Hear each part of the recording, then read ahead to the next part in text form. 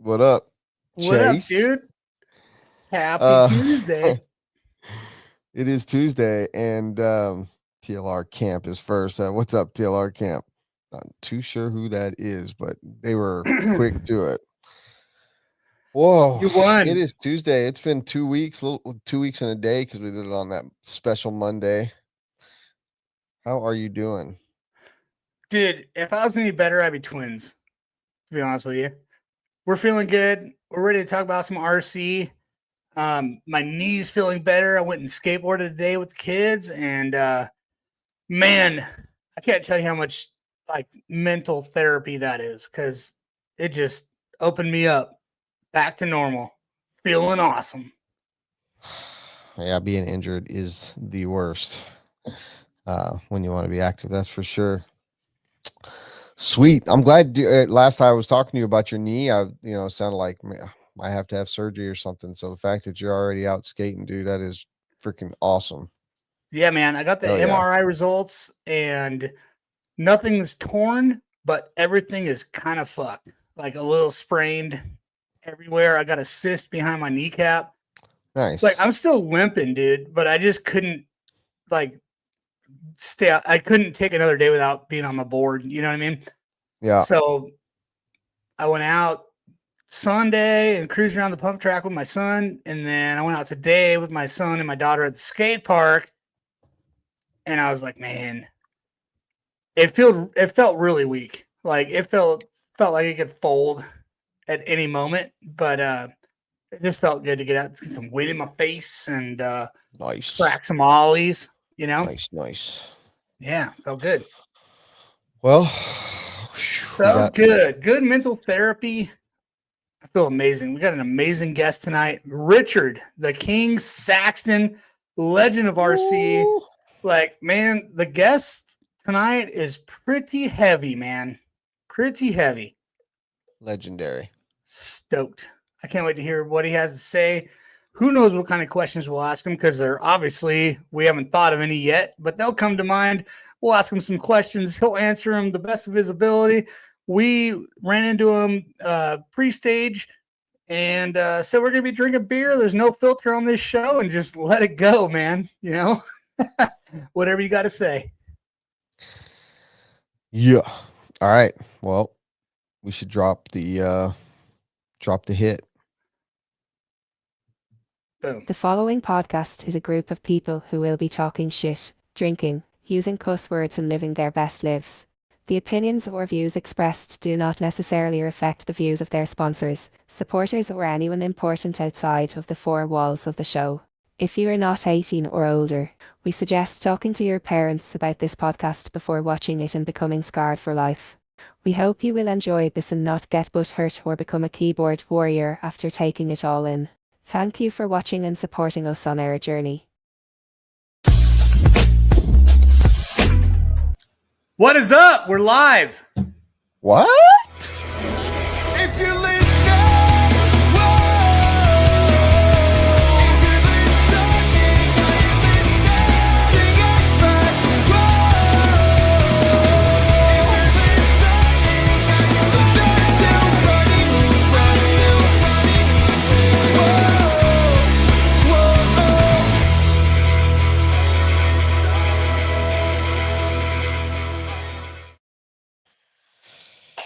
Yeah, dude. So yeah, man. How is it? Was it good and cold?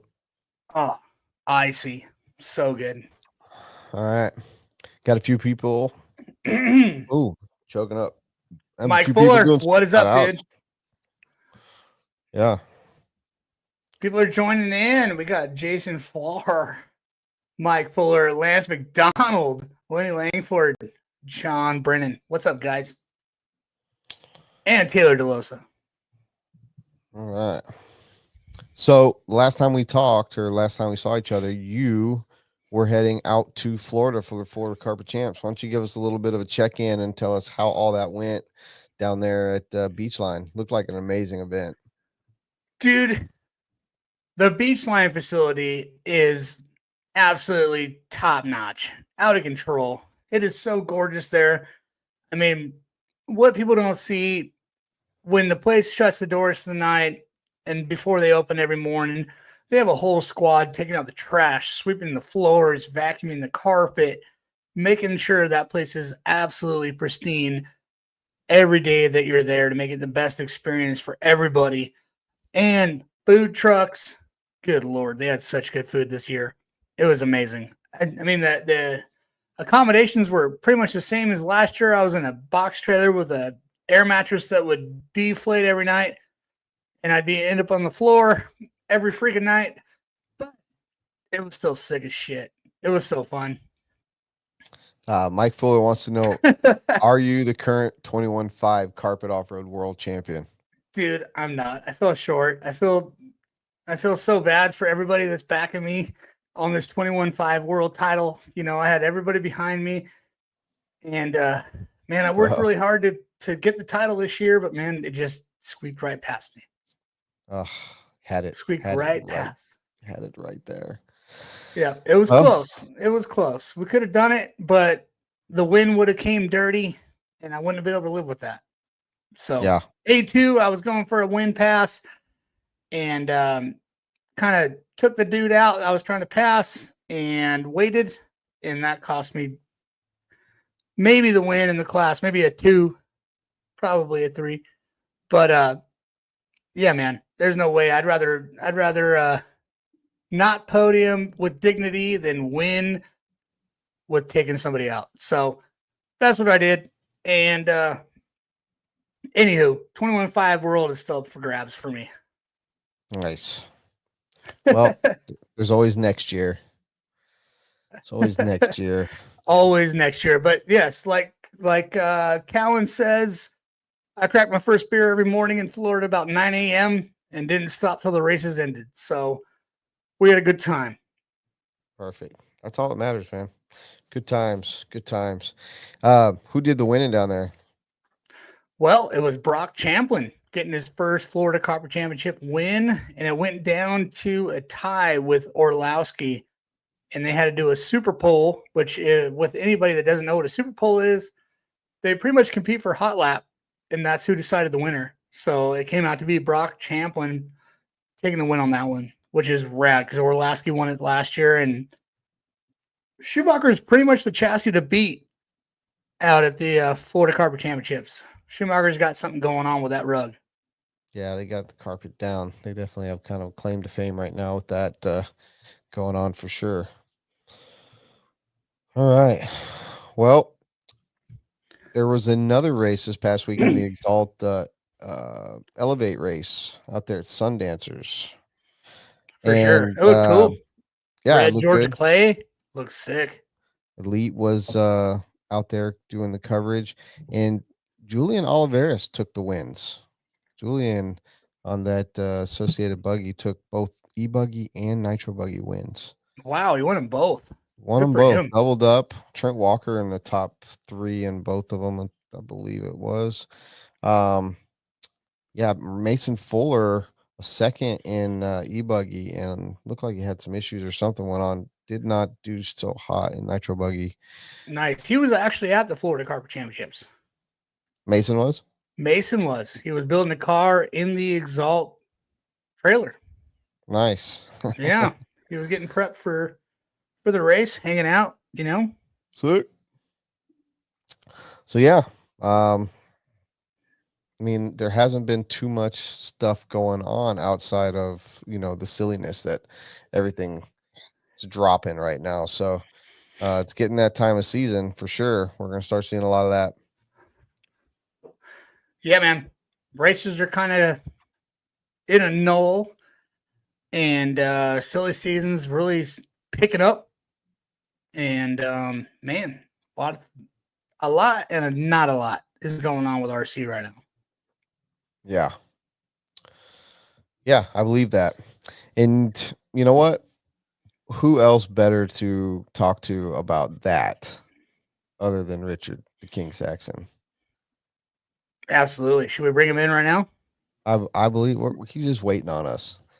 I say we How bring about we him drop a in. commercial from one of our sponsors? Wheel and Trigger is brought to you, titled by Promotion Tires, who just dropped actually a pretty cool oval tire they just came out with. And then Nitro Pro is one of our tire sponsors, and Techno, who just had a mega launch today with their ET48 2.2, their e-truggy. So, yeah, let's drop a commercial and we'll All bring right, in when we Richard. come back. Bring in Richard. Techno RC. Techno RC is a championship-winning manufacturer of high-performance A-scale, 10-scale, nitro, and electric RC buggies and trucks. With a worldwide dealer network, USA and Europe-based headquarters, comprehensive warranty program, and global race support, Techno RC is excellence in RC. View the full lineup of Techno RC race-proven vehicles by visiting www.technorc.com. Yeah, Techno. What's up, Richard? Oh, same old shit, different day. Look, I Yeah, got man. a dog in the background. Little dog. Nice. What's the Yep. dog's name? That's Molly, and then I got another dog over here under protest named Foo. My mom went somewhere and she said, "Hey, can you look after my dog?" I'm like, "Yeah, shit, the thing will be alive a year or so." It's like 5 years later and the friggin' thing's still kicking. Nice. Yeah, I mean, it's crazy how dogs can outlive 5 years even after you think they're gonna die. You're just like, holy shit, man, you're still kicking. Yeah, Good for you. And the friggin' thing barks at air. It's like, what? I think my mom went right into the dog to be a pain in the ass to me. Oh, But that's all good. I saw Mike Fuller on there posting some stuff. I was trying to figure out, is Mike Fuller or Dr. Rivkin, which RC dad is more in love with RC cars between those two? well, I tell you Ooh. who's a bigger fan of this show, and it's definitely Mr. Mike Fuller. Yeah. That's for sure. You don't see Mr. Rivkin on here very often. Yeah, he doesn't know how to use his phone. He's too busy vaping. He probably doesn't.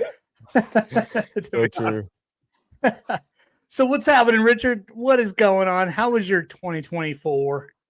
2024 was pretty awesome for Associated and myself, other than running one of the top drivers in the world out of gas. That was kind of a bummer, but shit, I messed up.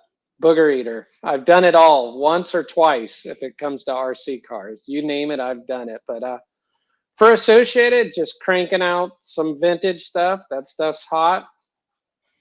Customer service is always on point, and the team at work have been killing it. So just trying to stay around, like you guys, you see the news. Some companies are picking different lanes to go with their teams and stuff, and hopefully it all works out for everybody. Absolutely. And with the vintage stuff, man, I mean, everybody loves it. You've been around since before it was vintage, right? Well, I've been around. I mean, my You were there with backstory. the conception. My backstory is I rode moto and then hurt my knee. I heard you talking about your knee. Hurt my knee. Got into RC cars. That was in '89. My buddy that worked for American Suzuki, he had a track in his backyard, Tony Berluti. And he kind of got me into it. And then I got one and I was hurt. Did a Mickey Thompson Norca event and then got back to racing moto. The next year at the Mickey Thompson, I was racing moto and then I was done. And so I kind of got into RC around 90. And, I was a decent moto guy, raced moto from when I was 3 till I was 19, 20, and picked up RC cars. And it was kind of like secondhand, and the rest was history. It just kind of, I kind of hit the curve running, so I was fortunate that way to have a little bit of skills. Never the fastest, but just, I think my claim to fame is I was pretty consistent. Brian Kinwald was definitely dialed in my camp, Mark Pavitas and Scott Hughes. It just goes on and on, just a ton of talent, and, fortunate to be with Associated, good people. And I mean, all the teams are good people, but we always had this rivalry with Losi, and they were the ones we wanted to beat, and they wanted to beat us, and teammates changed teams, and that's what makes it fun. I mean, it's kind of like with the Fullers, it's a family hobby, even though when you get to where Mason and the guys are, they're at a whole nother level. It's still a hobby. I mean, mom and dad are there and helping, Ronnie is there with Spencer helping him. And it's still a fun hobby with some pressure. I mean, you were in Florida, those guys haul ass, it's just nuts. I'm watching it on the screen, or it's the Masters of Dirt that's bitching. Everybody's contributing to the hobby I love, and that's what makes it rad. Absolutely, man. And you've been in it since the beginning. So I'd like to take it back to a little bit what it was like in the beginning when you guys were all experimenting with so much new stuff that has never been created before, and you're just kind of out there with stuff like nothing's really been tested, nothing's really been tried and true, and you were showing up to Worlds and you were showing up to so many different races that you guys really didn't know. I mean, you might have tested it a little bit, but you didn't know what your competition was doing. Like you said, you were an associated guy since the beginning, and you didn't know what Losi was showing up with or anything like that. What was that like?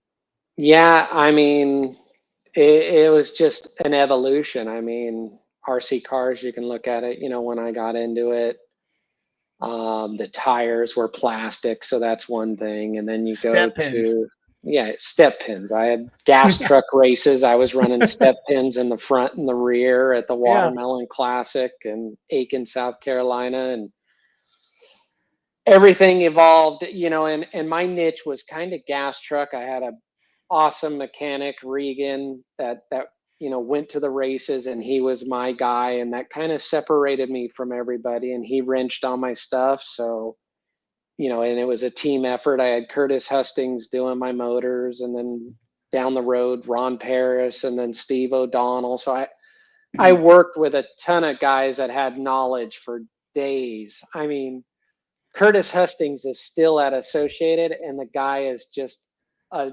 vast, he just knows everything.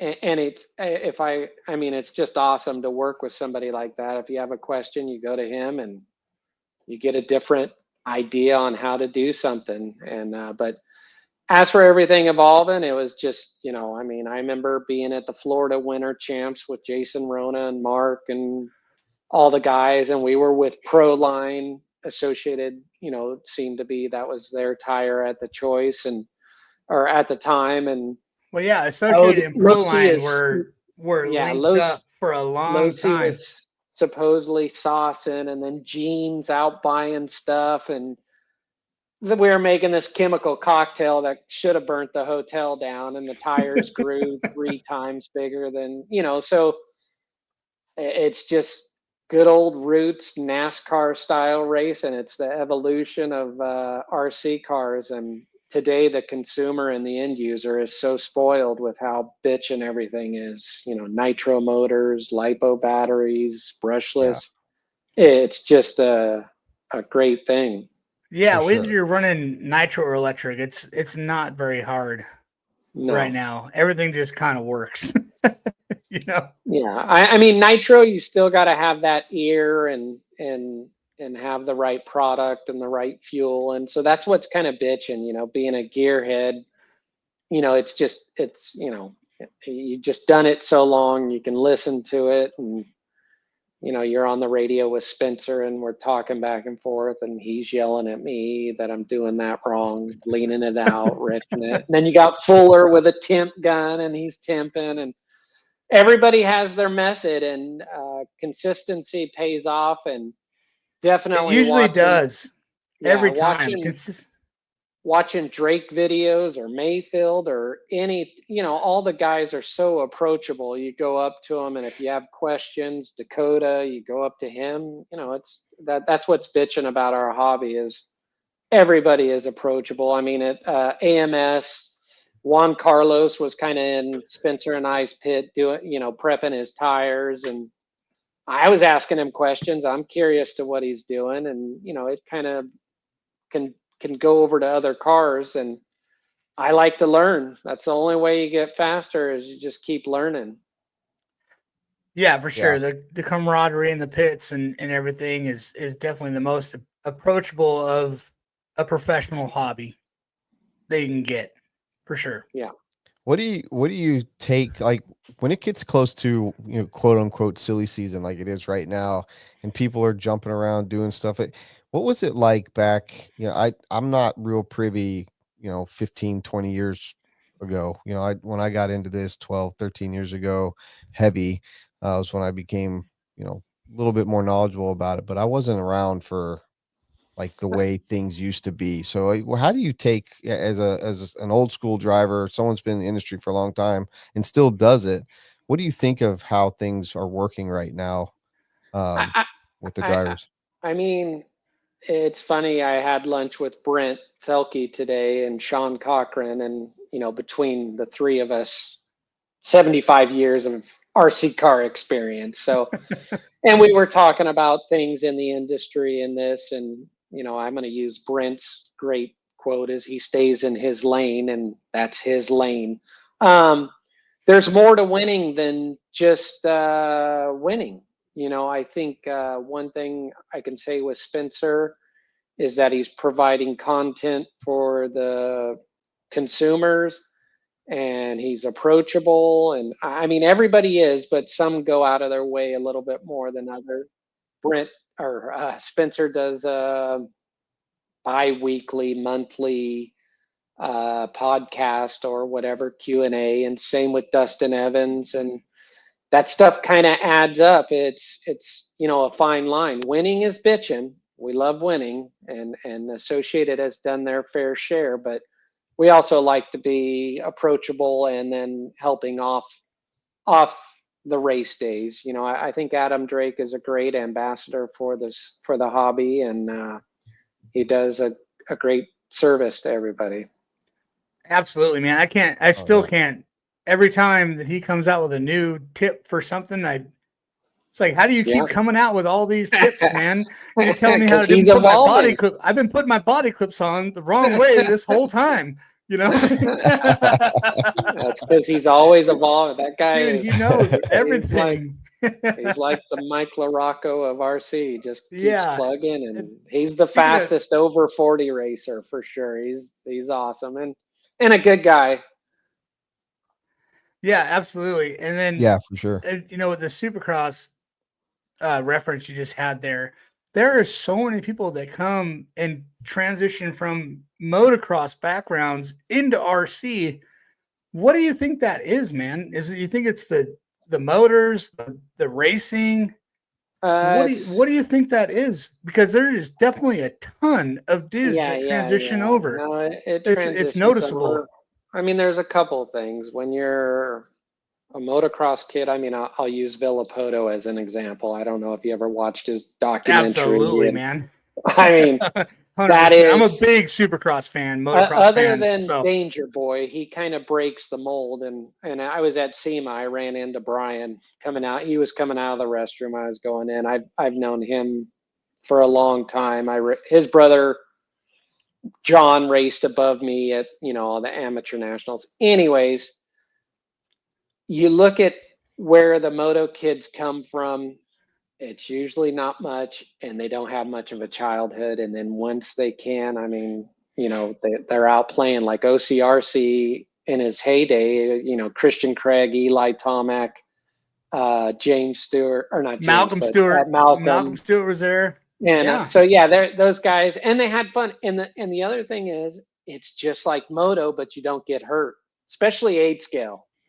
Yeah, it takes the same attitude as when you're on a bike is the same as when you're on a RC car. And I mean, everybody loves RC cars. I grew up in Vegas and have friends that did NASCAR, and that came from RC cars. That's how they started, was RC cars, and then got into NASCAR. So it's like everybody loves RC cars. I mean, in the pro ranks, you even got ex-moto guys like Born Horse and Tebow and dudes like that that have been racing moto their whole lives. I mean, even on the intermediate level, not such superstar pros, but I know a ton of guys. I mean, even one of TLR drivers, Jimmy Fishback, is an amazing, and Nick Watlet, moto guys, Justin Meyerson, Moto Whips. He's into RC. Like, there's so much moto in RC, it's crazy. So there's got to be some kind of connection there where the adrenaline might be somewhat the same, or the racing's the same, or something like that. I'm just a skateboarder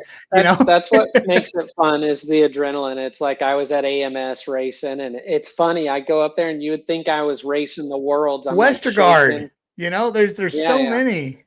Yeah, no, it's moto is. It's just. It's the gnarliest sport out there by far. I mean, and it parallels with Europe versus America outdoors versus RC cars, Europe versus America. They're so similar. Yeah, It's pretty bitchin'. I mean, and I was talking with Juan Carlos about Prada coming to Cowie into the States, and he was laughing. We were at Starbucks, and so everybody thought, and whether it's MotoGP, I mean, or even F1, we've seen Kyosho with Lewis Hamilton and Orcon and those guys. Everybody's into it. I mean, Lewis, the funniest story I hear is always Mick Craddock's, like, when Lewis was like 4 or 5, he was racing in RC cars and, was really good at it. And then he's like, his dad came to me and goes, "Oh, we're going to go-kart racing." And Mick's like, "Oh, you're going to waste fucking money doing that." So... Yeah, man, they just opened an insane go-kart track next to my house, the new K1. Yeah, I'm sure we need to do a Christmas. Yeah, we need to do a Christmas thing associated. We used to go to K1 in Irvine, is it Tustin? Yeah, somewhere. They have one there, but now they have this outdoor track with carts that are twice as fast.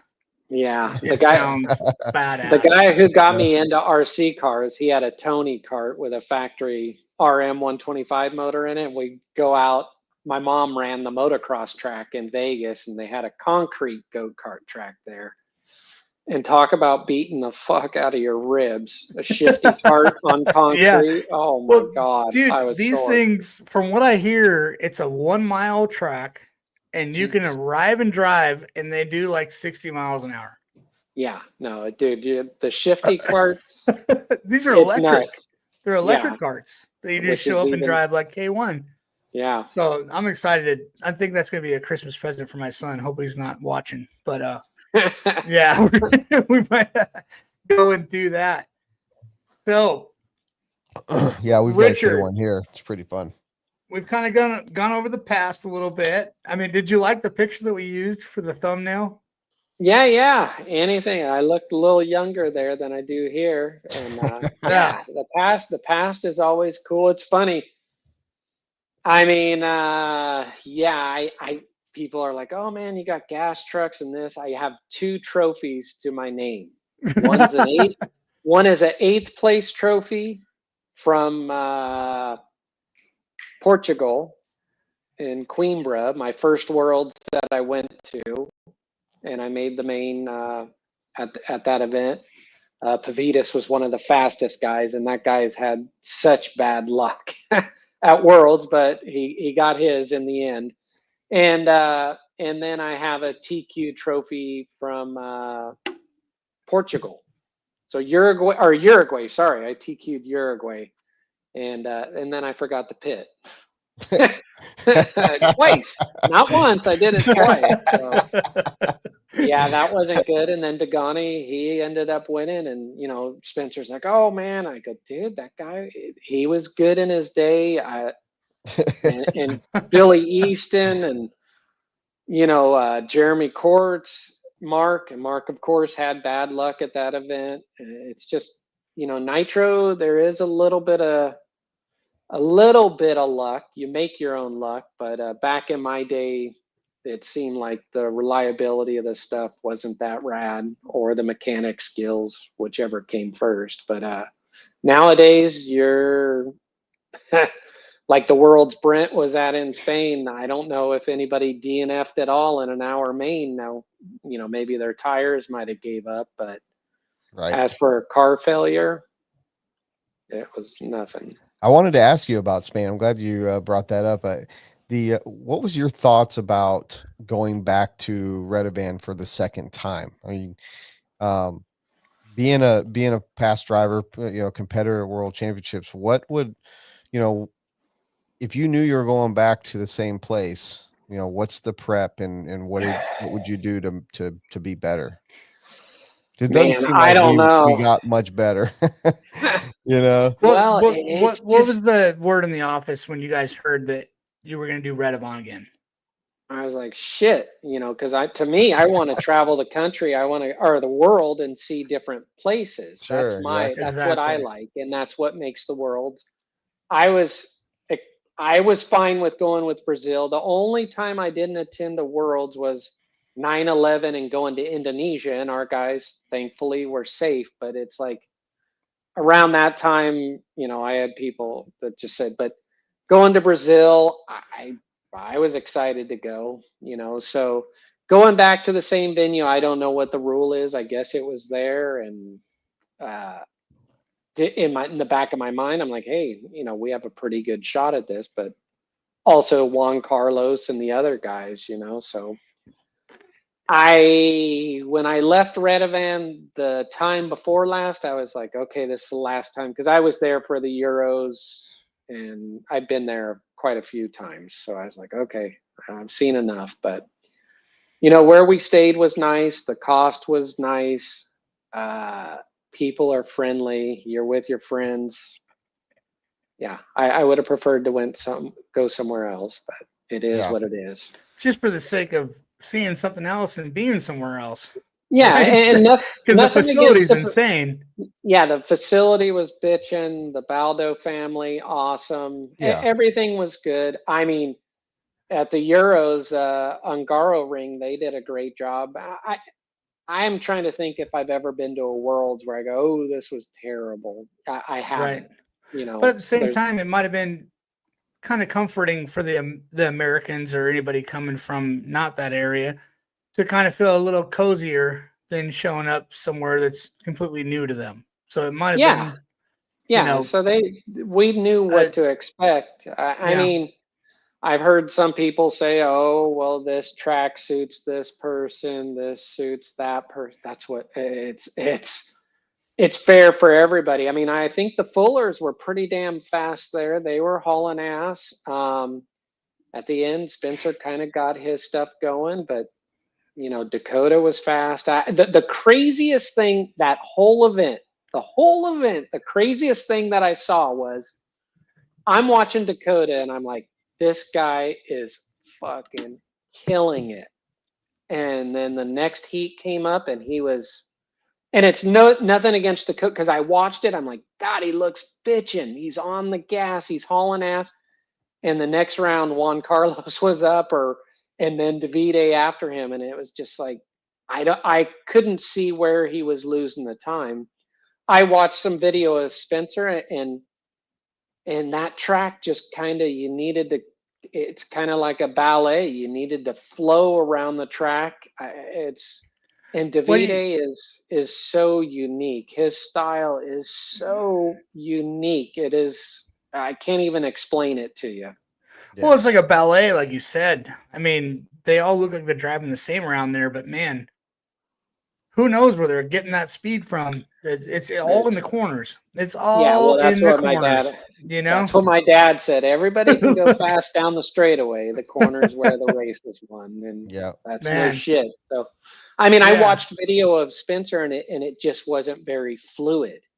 It was more just trying to muscle it in there, and it was just But I mean, people have said, "Oh, Europe, if they come to America, well, fuck." Juan Carlos was just here, and guess what? The year before last, he did the same shit, and then Elliott won DNC, and then Juan Carlos won Silver State, and the year before that, the kid from Italy won. So no, they're insane, dude. They're insane. I'm not saying they're insane. Our guys are just spread thinner than their guys. Their 8-scale guys are 8-scale specialists. They don't, Bruno would be maybe on that verge. Now Ronafalk does more 10-scale, but like Spencer and Dakota and those guys, their time is divided up between carpet racing and this and that. These guys are just focusing on 1 8-scale. So that might be. Do you think the teams need more of that, like more specialized for specific stuff? I mean, it's the other part of it is I'm going to say that Euros train harder than the Americans. I've seen it in person. It's friggin' nuts, dude. Our guys are excited to go club race once every week or something like that, or if it's even that. The Euros out train us, and it shows.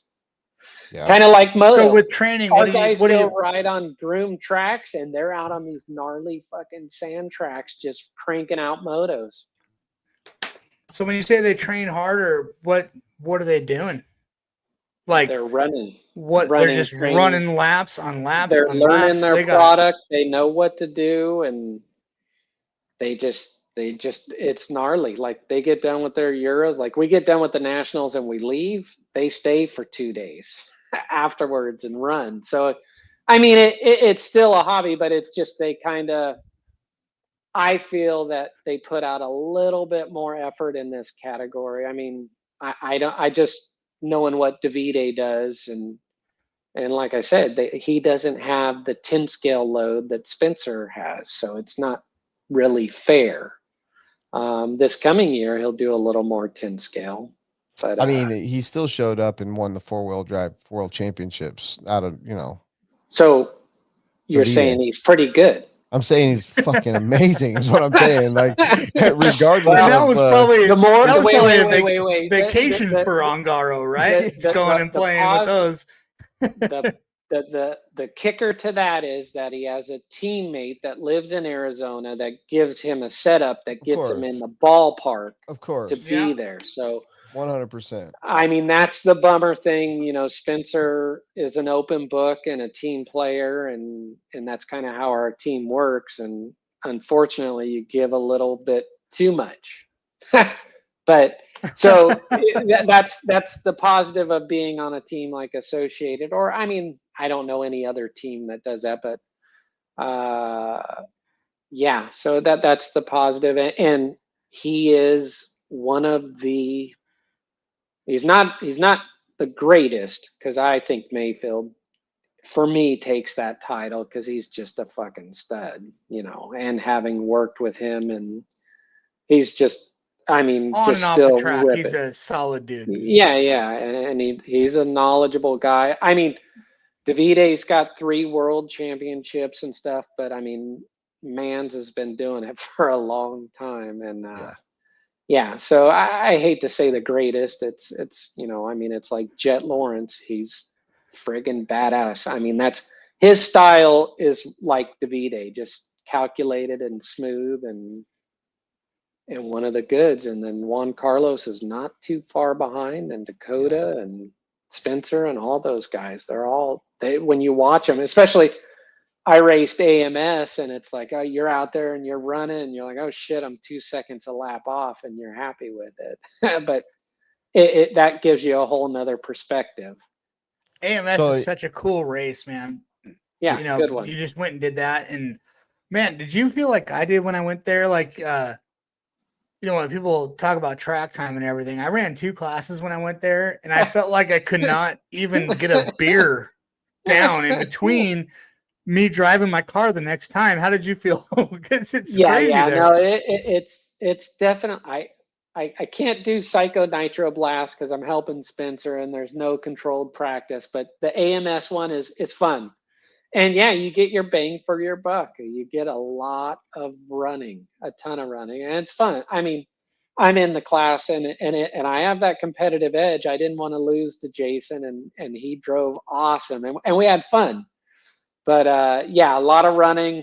I think Joseph helped with that program at the beginning, and I think that's the way it needs to be.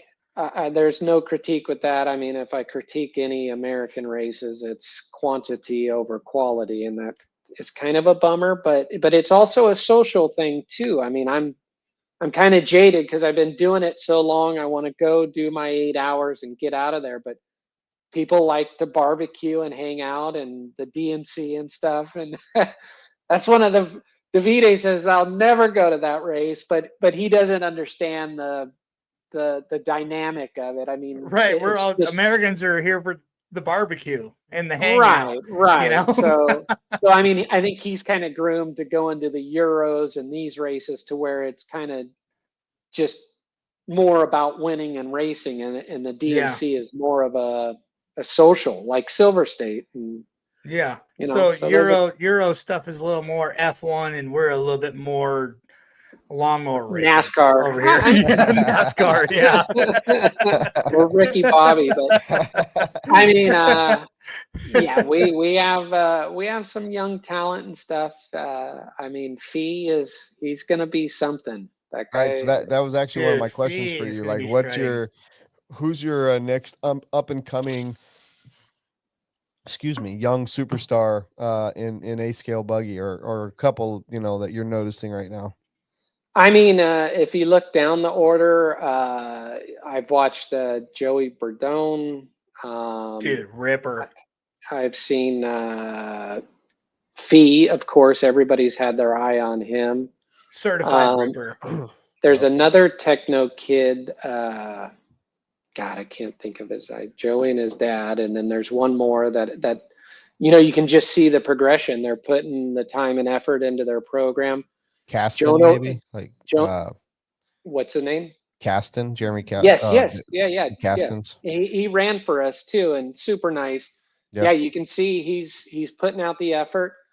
Jonah Wilson, he's already made a name when you TQ stuff. I think if he gets the program a little more pro, that's kind of the crazy thing. Who was I talking with? And I was just like, the young girl, Mad Maddie, her dad. Oh, yeah, Mad Maddie rips. So great people 2 years ago at AMS, the dad's like, well, what do we got to do to go to the next level? I go, dude, your program is just hurting.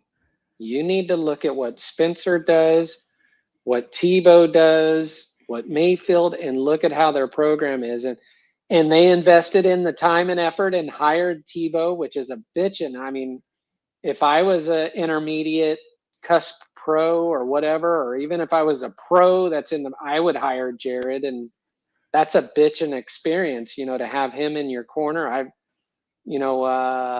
Psycho Nitro Blast last year, I was asking Jared about truggy things, and I was looking at the J Concepts Techno Truggy, and I'm like, oh shit, there's some things on here we should be doing to ours, and that's how stuff evolves. If you're kind of hurting, ask questions, and I wasn't ashamed to ask Jared because he's one of the best. I mean, I've seen Jared from the beginning of his career, and he was like Fee, except for the program was his program was on point with his dad. His dad was smart, and they ran and was into it, and a moto kid, and moto family. Yeah. He is the gas truck GOAT.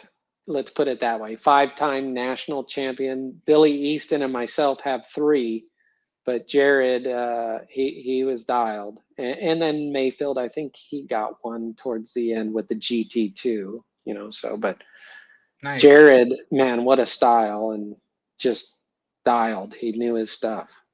The Associated has been shredding since day one. You've had so many good drivers, including yourself. Fortunate to work with the best. I mean, and man, how do you feel Associated's doing right now in the racing scene? I mean, aside from your world championship you just got. Well, I mean, you could see the carpet race. I mean, we had 3 10 scale cars in. That's a competitive, just like 8 scale. It's like I was on the stand for one of my races after Spencer got done with his, and I'm looking at the podium, and there's 5 different guys there with 5 different cars. So, and Spencer definitely progressively got better throughout that race. Yeah, throughout the weekend, because I was there and I was watching him, and he was climbing up the ladder. Yeah, so I mean, him and Yona work together with Brent, and I think, or I don't think, Yona I know. TQ'd around. Yeah, he's Dude, always he was overall he's a TQ, tenor. right? And then Marcus Yeah. wasn't there, one of our European guys. Then we have some other Euros that are the Hall brothers, and hopefully I'm not missing any, but it's just gnarly. I mean, look at Orlowski and Bruno were at the on-road worlds the week before. Spencer and I don't know who else went over, but they were at AMS. So it's like a traveling circus. I think, and I made this comment to Brent, is it's like Spencer, the AMS race had a lot of running, and I think he got better other than his nitro buggy one. The one he wanted to do the best in was kind of the worst one he did, but that was kind of a setup issue. And so that just kind of shows you the car plays into it. But then he went to Florida and he was running some more. So I think the more he runs, the better and more confidence he gets. I mean, sometimes, he's a smart little turd, I mean, he knows way more than me. And I think sometimes it's to his, not to his advantage. I think Dakota is more of like Mayfield. They just kind of drive through the pain, don't worry about it. With Spencer, sometimes in my ear, he's like, hey, this, and it's like, I don't say anything back. I just take it in. And it's just like, dude, you got the fucking hand you're dealt. You put the parts on the car, go and just give 100%. I don't care if you finish 12th. As long as I know you gave me 100%, I don't care about the result. Yeah, and he looked like he was relaxed and having fun and enjoying himself out there. So that was a good side of Spencer to see. Yeah, I know. He's had some, I guess, health issues. I mean, the brain can do a lot of things, so it's just tough, man. When you put we Associated doesn't put any pressure on Davide or Spencer. All we want to do is give them the stuff to help them succeed and do the best they can. But I know the reason I'm up there in the over 40 class shaking is because I have pressure on myself and I want to do good and not shit the bed in front of everybody. So that's a human thing. Definitely looked like he was calm, relaxed, and just overall having a good time out there. And that was definitely refreshing to see. Yeah. No, sure. he put a trick pass on electric buggy. And he drove really good. Yeah, at AMS electric buggy, he put a pass on Ehrlich in the whoop section. I knew it was coming too. Spencer doesn't give an inch, and it's funny because I see some of the guys that race around him, and I see they know how he races, and they race each other tough. But there was a little kicker going into this whoop section, and he timed it perfect. He jumped right over Ehrlich, landed in front of him. I don't even know if it's on video. I gotta look. I would assume people would be going nuts over it, but I watched it and I was like, right on. He knew it, and he practiced that in warm up because he knew he was in 11th and he had that in his bag, and that's where I say he's smart. He just hopefully 2025 he gets his shit together and makes it happen. All right. Well, enough about Spencer. Let's talk about Richard Saxton. Yeah. Dude, you're still on top of, racing in SoCal. You're at a lot of the races. You're still out there killing it. 40 plus Slayer. Always at the top out here. Man, I mean, as a new recruit to the 40 plus class, I'm watching you just out there slaying everything. So you're obviously still enjoying driving. You're still enjoying the competition.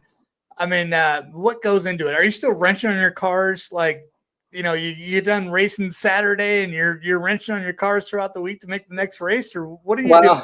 It's funny. At Associated, my main title is customer service and helping with that. And now I've taken on some other different roles, but back in the day I could wrench on my cars during the day. And now I'm so busy doing other stuff, I don't wrench on them as much, which sucks.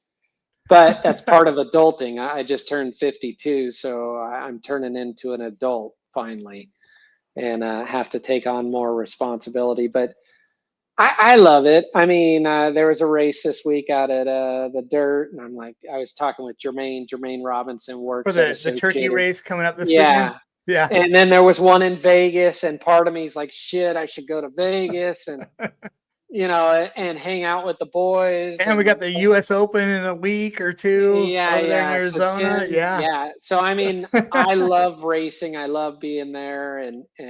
But I also like riding my mountain bike and doing that. So it is a fine line. And then I'm fortunate to get to travel with the team and travel with Spencer and help out. And so, yeah, I mean, I get my share of racing in, and it is fun. Yeah. So I had a good year. I know at DNC, I know I jumped the start. I saw somebody say that. Yeah, somebody commented that. And I didn't know what he was talking it was about. Like I was like timing it, and my timing was way off. And I'm just like, all right, I'm in it. And I'm like, waiting, I'm not letting off. And I'm waiting for him to do a restart, but they don't give a shit about the over 40 class. Like, okay. They let it run. And then they let it go. And Paul Chicky gave me shit about it. And I was like, dude, yeah, there's no excuse for it. I guess I could have stopped, but I think I was too in the moment. And and I needed all that because Truey was all over me at the end of the race. Him in Nitro, and then Brent in Electric. But how at cool Silver was State, that Truey joining back in the ranks down here in SoCal for some of these races. It was so epic to watch him drive, because I hadn't seen him drive since I was like, 19 or 20 years old. I'm 41 now.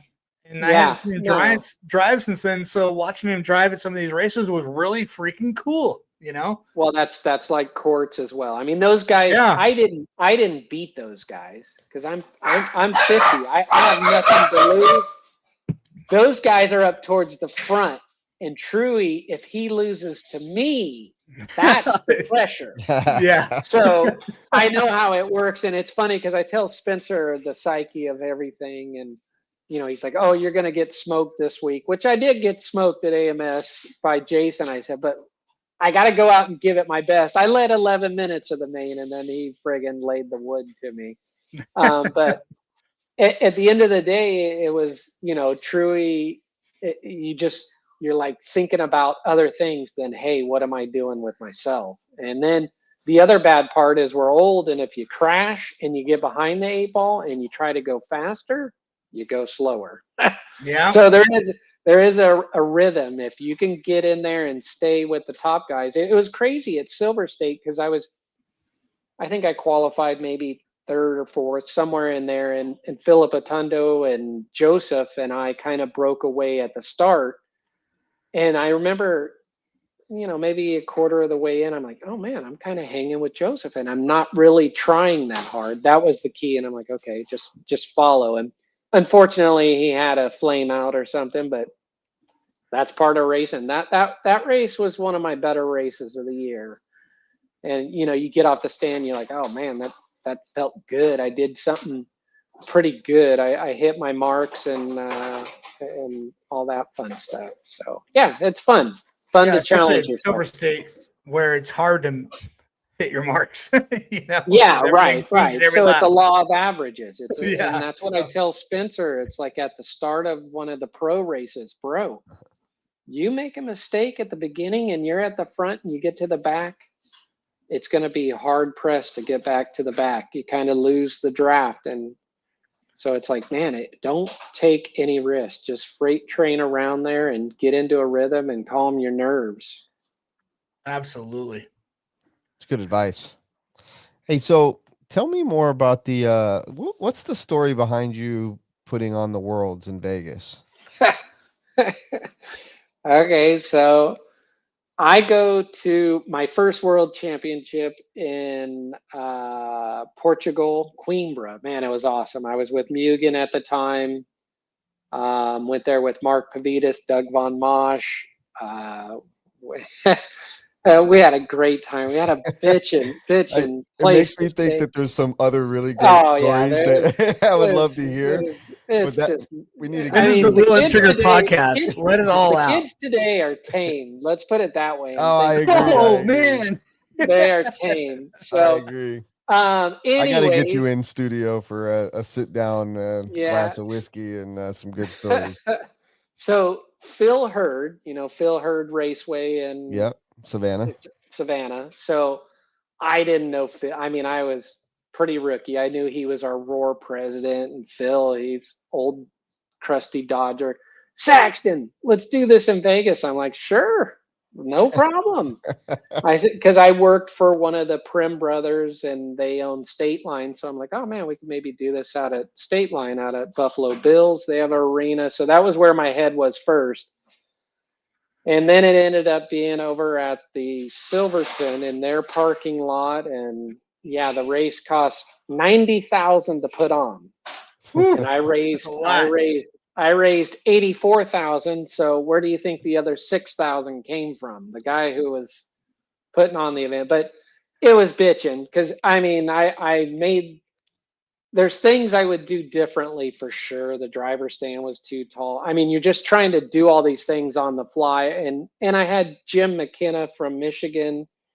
He helped immensely. We had the BBK. We flew over all the Euros to run the timing and everything. And got the dirt donated. A cool moto fact is I had Tom Hart out there processing all the dirt, which is Kerry Hart's dad.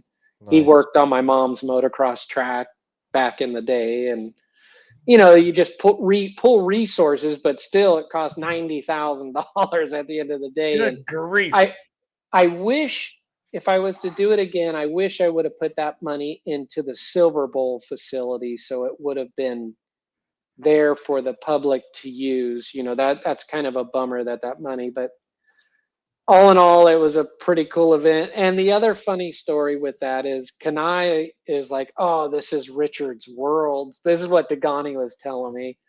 And it's like, no, it's a track, it's open, and Kanai goes and wins. And we had this small little trophy, which they cost a lot of money, and everybody kind of made fun of that, but we had a bitchin' banquet in there, and that's 10 grand to do that, and 10 grand for tents, 10 grand for the driver stand, and it all adds up. But and we had Barry Baker doing the announcing for the awards banquet, and everybody was Rad. buying him shots. By halfway through the ceremony, we had to carry Barry off because he was loaded, and just He's got a good great memories. ass. And Gene Hustings did a video of it, and it's just good memories. It was $6,000 well spent in my mind for the hobby. There you go. And awesome. then Chris Tocco, he did a great job with the Worlds in Vegas again. That was bitching. They did an awesome job. So where do you think that segues perfectly into the next state scale worlds is in the Roar block. So where is there somewhere you would like to see it, or do you have something in mind that you think that the people that are bidding should plan or try to do? I mean, Florida or Thornhill, anybody that's crazy enough to do it, just as long as it's close, I don't even have to say it's close to an airport, because in Spain, I drove 4 hours from there. I'm thinking Thornhill just because of the history of the place. They've been around, they're established, and it would be a very awesome place to hold the Worlds, for sure. Yeah. I thought Australia was really bitching, that kind of was the dirt, and it had water, and it got a little rough. And, to me, Thornhill which is bitching. They can make it any way they want, but that kind of goes back to the Spain. Yeah, well, you got HRCR, you got these beautiful places popping up, but Thornhill has the history. There's a lot there with Thornhill that I would love to see it go down there. And we're going back for the Roar Nationals. How many years has it been? I've had 2 Roar Nationals there already with Spencer, and I think the last one was 2019. Yeah, so I could see that area blowing up, and I think as long as we got some fun stuff for the people to see and do, I'm all for it. Yeah, I agree. Absolutely. We definitely have some world-class tracks in this country. It's Yeah. so it's going to be neat to see who all puts in the bids, or to see, you know, who gets it, because obviously, you know, big shoes to fill. You know, going back to Red Event this year, it was the track and the facility was still amazing, but the pageantry was gone because, you know, they didn't do, it wasn't the Yeah. first one. You know, they did an amazing job for the first one, so, you know, it'll be nice to see it at somewhere else, and then see what kind of pageantry they put into it here in the States, you know, versus Yeah. what we've seen in the past. So yeah, I'm excited to see. Yeah. No, I mean, every Worlds I've been to has been a good time. Thailand, Uruguay, Portugal. Do you think that it should be in somewhere like a kind of like you did, a one-off? I mean, obviously, you know, there's the argument to be made that it goes to a track that's like Thornhill or HRCR, A Main, any of these big tracks that have existing tracks. You know, the money could go into that, but Hey, man, gorgeous but in track. the same token, Yeah, you know, I mean, if I was, yeah, I'm open, and I like I said, it was a shame to waste. It wasn't a waste, but now that I'm a little older and I see the crew at Silver Bowl in Vegas doing an awesome job. They just had their Nevada State champs last Yeah, week, and that race Yeah, looks shout so cool. Craig yeah, and it's Nagy and them bitching. boys, man, good Yeah. on them. And that's bitching. I mean, when I started RC car racing, it was out at the Silver Bowl at a different location, and just grassroots racing. You know, I Yeah, mean, that the clubs are where it's at, and now we have specialty events, and there's not really that many clubs. I mean, for Cali, we got JBRL with Jimmy, does an amazing job, top notch, and you know, we're fortunate, but I like the grassroots stuff, like, you know, Racers Haven in Iowa. It's got a little track, their hobby shop and all. I mean, even the Bitchin' Beach track. I mean, that place where Masters of Dirt is, that's friggin' awesome. Yeah, well, thank you. for Yeah, sure. Well, you know I what? agree. We're reaching the top of the hour where we start taking phone calls. And Richard, it was a pleasure having you. But if you want to stay and take some calls, I'll do a couple calls and then it's dinner time. absolutely. yeah. All right. And then we're going to take a commercial break, and then we'll come back in with some calls. All righty. Sounds good. All right. I'm not wearing pants.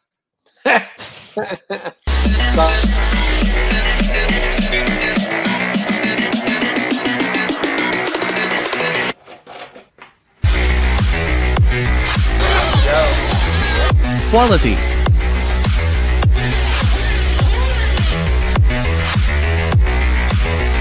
Precision.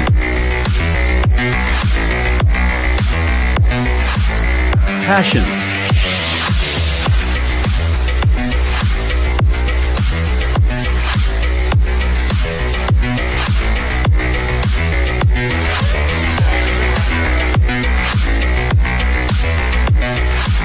For servos, batteries, and fuel, go to nitroproracing.com.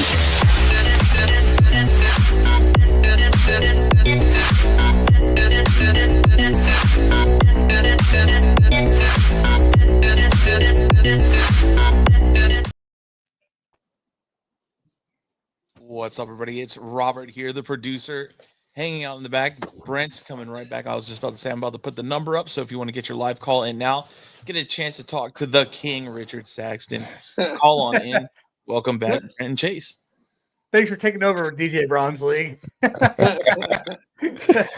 is the voice from above, Richard. This is the voice from above. All good. Just so you know, Barry Baker chimed in and said it was good. It's good to see you, Richard. And then he gave us an honorable mention on afterwards. Barry Baker reaching out. He's a legend. That guy, Dude. amazing driver, man, and full of knowledge. You know, I mean, he helped Dakota a bunch, and Spencer was fortunate enough to work with him this year at the beginning of the year, and we got a fourth together as a team. You know, I'm always open to learning new stuff, and that's especially something Spencer's always open to going down different avenues and finding stuff. Yeah, for sure. And Barry knows where to dig. So Yep. all Yeah, right. Barry's a rad dude. I haven't known him very long, just a couple years, but man, he's a rad dude. He He's a is. trip. He's so nice. He's just so competitive. I mean, he would have to tell you. I mean, that's a guy you could get on here and he'd have stories for days. But Oh my gosh. Yeah. I mean, he's one of the original associated on-road guys, and he's just filled with talent. Well, he's called into the show multiple times and given us a piece of his mind. That's for sure. Yeah, for sure. Oh, for sure. He's not shy. Yeah. Well, while we're waiting for some callers, we can thank our other sponsors, J&T Bear & Co., Wolf Den, and TZO Tires. Thanks for sponsoring this podcast. You Appreciate it. appreciate you guys. More burritos for Roberto and Chaso. So, are you going to make it to the turkey race this weekend? I'm just wondering if I'm getting second or I'm gonna third. make it on my mountain bike. That's Yeah. what I'm gonna do. I mean, I'd like to. Yeah.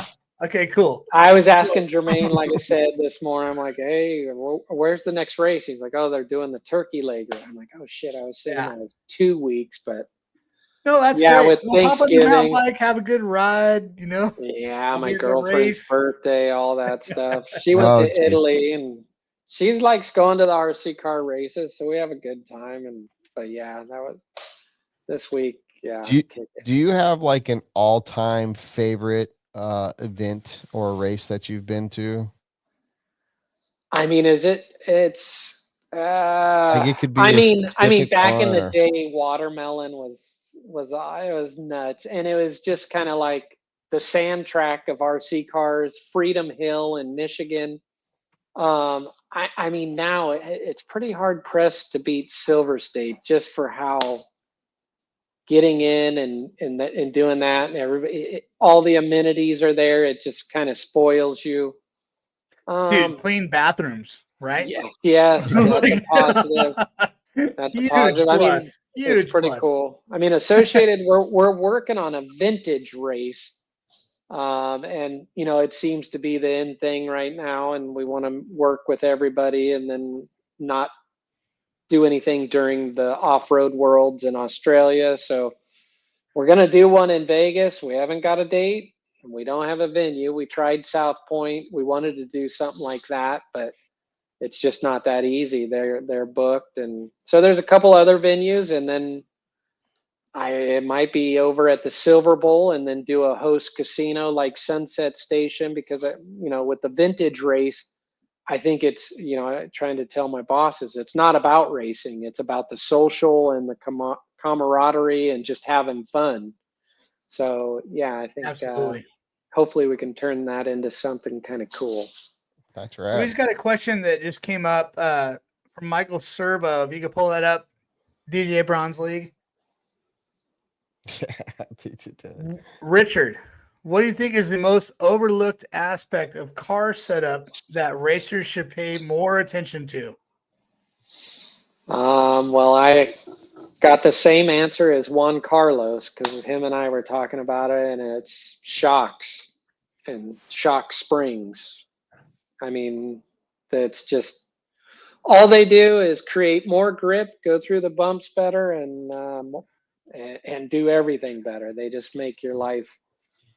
The more you can learn about it, even springs. I mean, it's just, even though it's a pretty archaic, you got a piston, you got oil, then you got the spring, and everything's got to work together. And it's just like moto. You don't run your supercross stuff in the outdoors, and you don't run your outdoors in supercross. So that can kind of give you a hint of what even Juan Carlos does. I kind of know, what springs and stuff he does. And I was asking him at AMS, well, you didn't use those in Spain. And I kind of knew the answer, but he gave me his answer, and it was similar to my notes.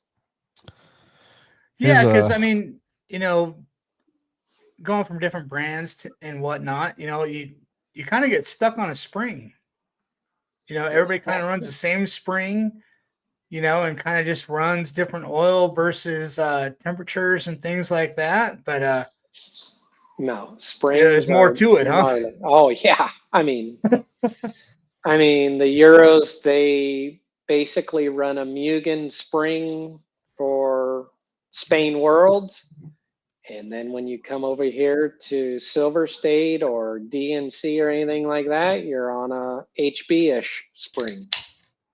Ish. I like that. It's a HB-ish. Ish. Yeah, a little So, bit of I this, a mean- little bit of ish. All right, Yeah. here's another question for you. This came a little earlier while we were talking. Do you think Moto 2-stroke throttle response helps Nitro RC racing?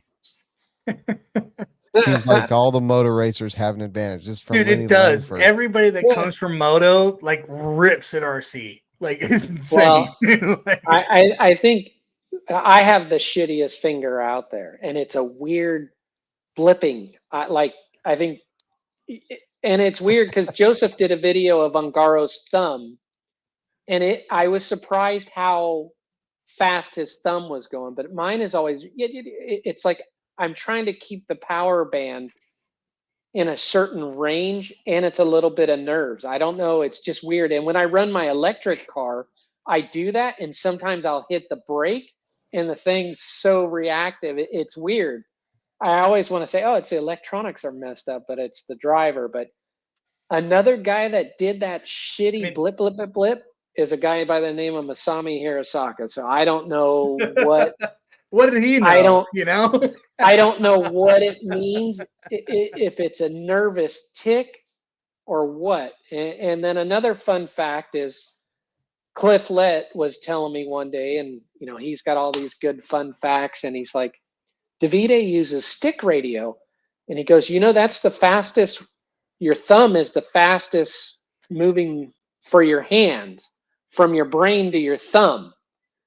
And so he's like, oh, it kind of makes sense that he uses that. But I mean, we're talking how you could split that difference or know that. But it was an interesting fact that Cliff laid out on the table, and I'm going to take it as the Holy Grail if it's coming from Cliff. Right? Yeah, absolutely. I just blip it because I thought that's what we're supposed to do. I didn't Yeah, know I was no, supposed to give it some revs here. I think it was gas truck. I just I was always like, had that. That's cool. Yeah, it's crazy. Oh, bro, Crazy. if you got the blips with RC car, you know that if you rode a crotch rocket, anytime you went underneath a bridge, you would fucking pull the clutch in and rev it, dude. Ring! Like if you're a blipper, you're a fucking screamer, dude. That's Yeah, that's funny. We got at our office, we have a tattoo place right next to us, and this chick, she rides moto as well, and then she has a Nissan with friggin' coffee cans for exhaust. She'll come in. I'm in my office, and the guy's upstairs. She'll come in and she'll death rev that thing from the stop sign to her parking spot to where you can hear it poop and fart. And then she downshifts, and then she comes in on the moto every once in a while, and she's a rever. I give her props. Come on.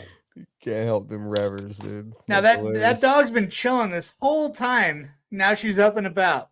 Yeah, she's up and about. My girlfriend came in with dinner and all that fun stuff. So yeah. Well, it's time then. It's time to let the king go to eat. Yeah, time for dinner. And thank you guys for doing this. I mean, I'm going to go back. I got to watch the Mayfield one and learn one. I did a fun thing over at Hobby Action on Spencer's Facebook account, and it was in between 2-wheel and 4-wheel, and that was actually pretty fun. I mean, it gave me a little bit of an itch. Like some of my bosses, like, how come you're not on social media more? And it's like, fuck, dude, I'm over it. But I that one I had a good time. We had Craig Drescher there, Brent Delkey, Mayfield, Jason Rona, Sean Ireland, just tons of people. The only ones that kind of bummed me out is that Jay Halsey and Cliff weren't there, but it was a killer round table for like 4 hours, and so yeah, it's fun. I think I like this, getting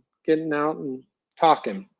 Absolutely, man. I need to get you out here in studio, like I said earlier, and we'll fly you in and we'll sit here and tell some Shoot good the stories. shit. Yeah, tell Yeah, stories, man. But yeah, definitely watch the Mayfield one, and there's some pretty good ones on there. I just had yeah. I will. Cav I'll on check there it as out. well. So Honored to be on here, and thanks for inviting me, guys. Thanks a bunch, absolutely, If man. you need anything from Associated or me, just ask. we Right appreciate that on. very much. All right, Saxton is guys. strong. Associated is strong.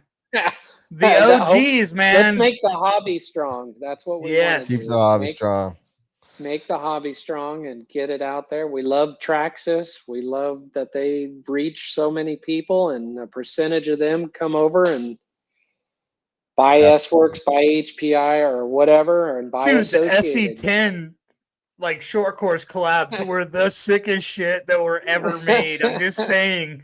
The Yeah. Carl Yeah. Rennesetter SC10 was Yeah, yeah, I had Travis one, man. Coyne. That thing was so badass. you No, know? that was bitching. That was bitching. Yeah. I mean, and that's the bummer thing is, the short course class is kind of morphed into, the body and all this. But when we were at OCRC, we had a spec class for that, and it was just kind of fun to throw down. And unfortunately, kind of like the drag racing thing, it's kind of bitching, and then it gets so specialized, it goes off the charts. It's like, Yeah. Everybody's just got to calm make down. those Presents you guys upgrades. had at all the Yeah. races, all the Lucas oil stuff back in yeah, the day, no, the man, it marketing was, crew killed it. oh god, it was so They sick. killed it. So It was so cool. those are definitely good memories. Traveling around with Corey, and we drove the same old work truck that's got 280,000 miles on it. Brent and those guys are like, are we gonna get a new truck? It's like, why would you get in? This thing runs That thing's bitching. badass. Yeah, Yeah. I'm it's sure awesome. it'll take a shit tomorrow. I mean, or something, that but actually like got me back into RC was the SC10 and the car runs at her body when, oh man, that thing was so freaking Go put a new wrap on the AE work truck. Everyone will oh think you got a new shit! Don't truck, even dude. go there. Just So put a we new did wrap on it. We did SEMA this year. And, Okay. with the towers- RC10, the gold pan Yeah, full the size big one. car. 1-to-1, yeah, with Ooh, all the vintage so stuff. sick. And this is another story too that's kind of bitching. I mean, associated at SEMA, it doesn't really fit in, but now I know how it does fit in because I was only there for setup and then one day of the show. And the awesome thing to hear was people would come up, and I didn't hear it that much last year, just this year. This is the reason I got into real automobiles was this car. I worked on this RC10 gold pan, and that's how I became a mechanic, or I started this. And just like the moto thing, That's awesome. we had guys from Willwood Brakes coming over, and Dude, the collabs that just Associated have done have been insane. The Kim Block stuff, yeah, the Rennesetter no. stuff. I mean, dude, so much rad stuff Associated has done. It's been Yeah. crazy. Well, that's going back to Traxxas is they are a marketing machine, and and that helps RC cars. Yeah. I'm all for it. Anything to help get more radios in kids' hands or families' hands, I'm all for. Yeah. Badass. 100%. Well, thanks for your time, Saxton, man. I'll see you at the track.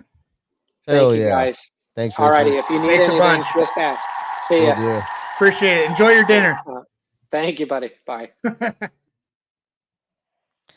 Dude, what Yeah. a legend. Fucking legend, bro. Legend. Now it's just us. Yeah. Now everyone's gonna Brent. be bored. Hey, Chase. Well, he had some eating to do. Yeah, you know what? It's okay though, because we just got a lot out of that man, and we'll get him back Man. on because he had a lot more. He had a lot more to say, and Yeah. I think I just I even sent it in our private chat. But I want to say it publicly because I think that maybe if everybody in if the peanut gallery can back me up on this and just hear me out, there's a plan. Who is okay? the peanut gallery? Is our audience? The few people that listen or watch us and say stuff about it. Okay. All right. So, what if we do a little, anytime that Barry's willing to, Mr. Barry Baker, the buns. Great ass.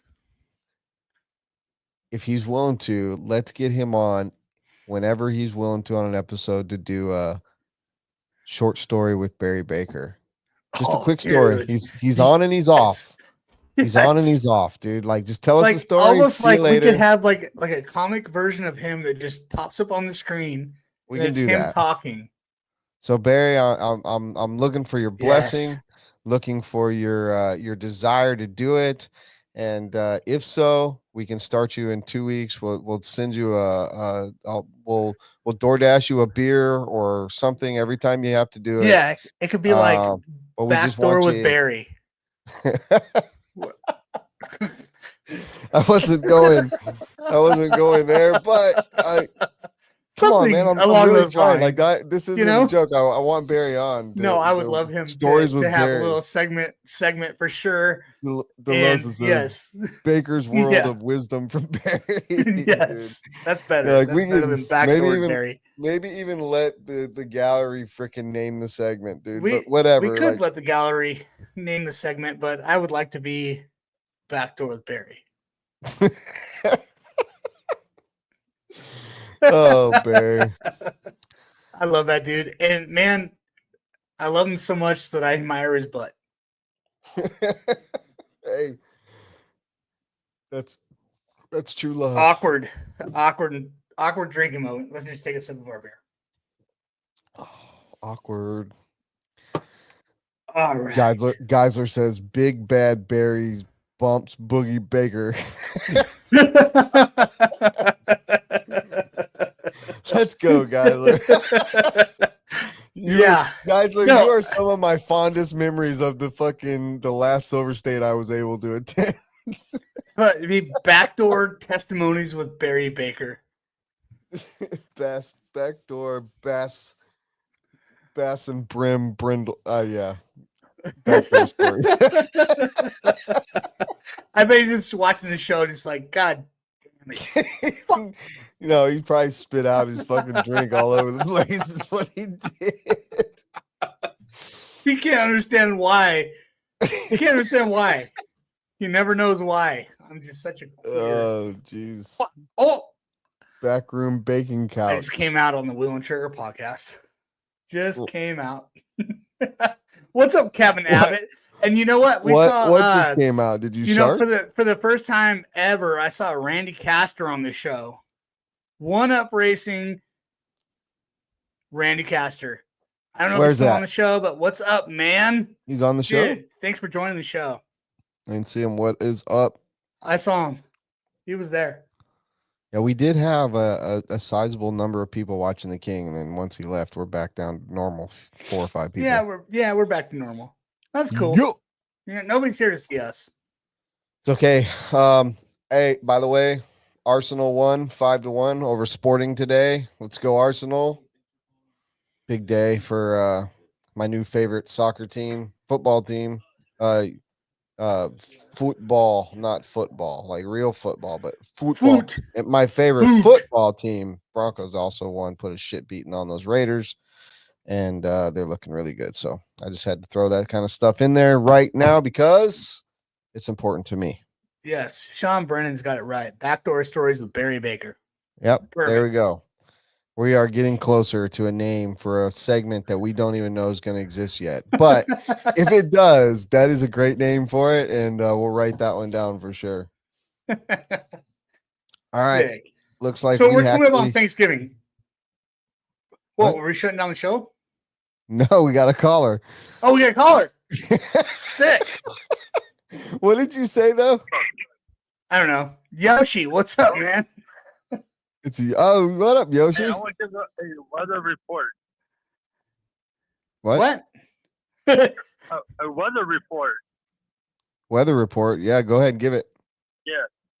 It's awful froggy outside, so be careful. Okay. Okay.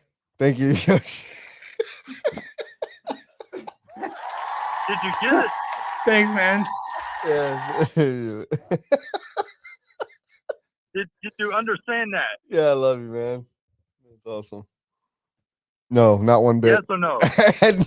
Well, does that mean that Yoshi outside. is all surrounding us right now? Oh, did you say foggy, not froggy? He said froggy. Foggy, yes, froggy. Okay. Sick, man. Bitchin'. Thank you. It's a northern term, man. It's just a northern thing, all right? Oh, I have no idea. I actually have no idea how to answer that question.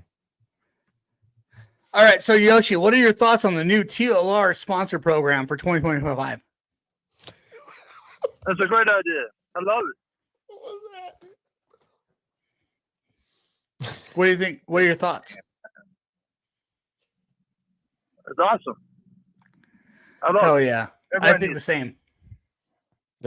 Everybody needs it. All right. If you don't need it, Let's all forget about send the in program for and then get it. on the count of 3 tomorrow morning. Everybody send in their RRP request. AARP? Now you sound like you're old. Yeah, Yoshi. You're old. Oh, okay. You must Okay. be old if you're Okay, good deal. listening to us. All right. So I'm getting up in it. Yeah. Do you know if Cliff, I'm sorry, it Cliff could be Lett more still enlightening. races? Does he? Hey, man, no, one more thing. Happy Thanksgiving to all the natives and the Indians that killed the turkeys and taught us the way. Hell yeah, man. If it wasn't for them, and we would not have no idea how to shoot a turkey today. And we know it. Okay. We had no idea what stuffing was, for sure. That's right. Okay. Stuff in or stuff in. There's different ways of saying it. Robert. Yeah. Let's get another beer. It's time for another beer. Yeah. All right, Yoshi. Happy Thanksgiving, dude. Thank you for all your support. Oh, yeah, you guys got it. Fuck yeah, man. Yoshi. Later, dude. Oh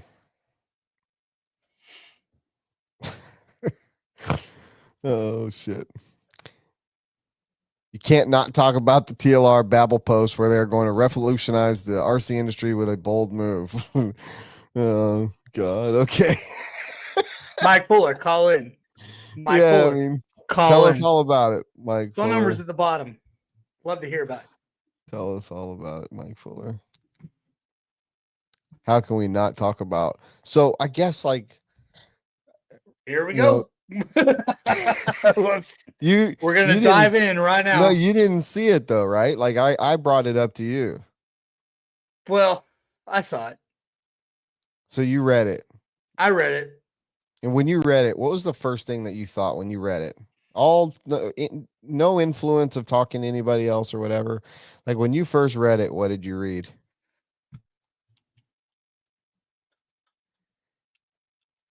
This must be serious. I read that they wanted to discard any team managers from B main dudes and third party out all their fucking B and C main guys to another app. So now you're an app racer. You're not a contract racer, you're an app racer. I don't know. I'm ignorant, but it just looked like thanks for buying our shit.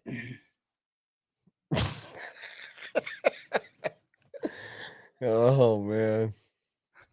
What did it read out to you? When I read it, I was confused.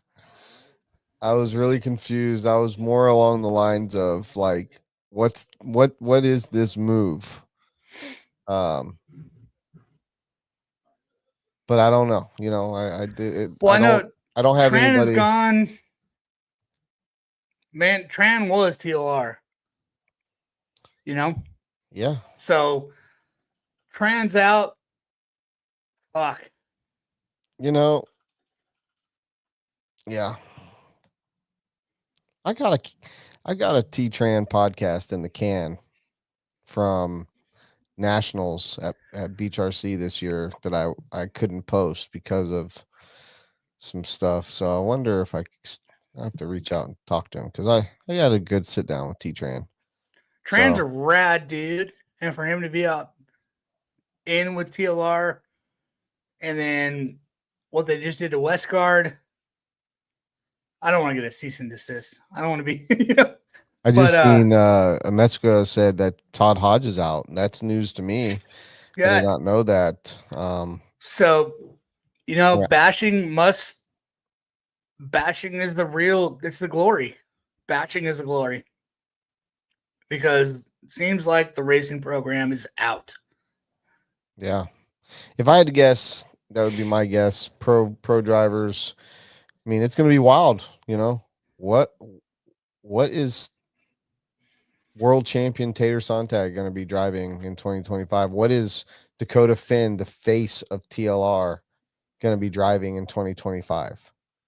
What is, these other kids that have been coming up, Nate Sutherland, fucking Brennan Schmel, Cole Tollard, these guys that have been coming up through the ranks, and they're just, the way I read it is, we're going to support our race team's not going to be our number one focus, is kind of how I saw it. So, which is a crazy shift for Losi, and their roots have definitely gone a different direction because they started as a racing brand. well, And so now they might be going a different way. Horizon owns TLR. So if TLR was still a privately owned company, I'm not too sure it would fully be this way right now. I definitely think people use the word bean counting. I definitely think there's some of that going on. They're a major corporation, but I don't know. Let's bring in this caller that Robert's got sitting over here. I almost bought one of their cars today. I mean, they have appealing cars. Holy God damn it. It is fucking Jeez. Mike Fuller. You fucking wish in your command. Well, you guys said to call in, so I had to get you fired up with a comment, and then well, while we've got you, and I'm sure we've got some other legend questions for you, like we had for the King. But while we've got you, what do you think of this whole TLR debacle? Wait, before we get into that, let's introduce Mike Fuller as our second guest of the night. This is Mike Fuller, father of Mason and Caden Fuller, some of the most husband of Sarah kids Fuller in 8-scale racing right now. That's most important. Yeah, husband of Sarah Fuller. Yep, he was gonna forget. Well, believe me. You can help me out, Brent. Are you done on the intro? Mike Fuller. It's Mike Fuller. All right. All right. So go anyways, ahead, Mike Fuller. Yeah, I want to know, like, being that you got us bringing the conversation up, you're a pretty influential dude in this little small family of ours that we've got going on. What is your thoughts on what you read today, and probably stuff that you've heard or know at this point? Well, the bold move, in my opinion, and they're trying to get the whole industry to follow, is get rid of the pro drivers and go off contingency programs. But I mean, I don't know. Maybe that's what a lot of the smaller people I see on commenting like that. They think that's a good move, but I do not know. I've said for the roof out from under Dakota Phend. I've said for the last year or so that I've seen the industry start shifting, and multiple brands and people pulling back on, salary style stuff.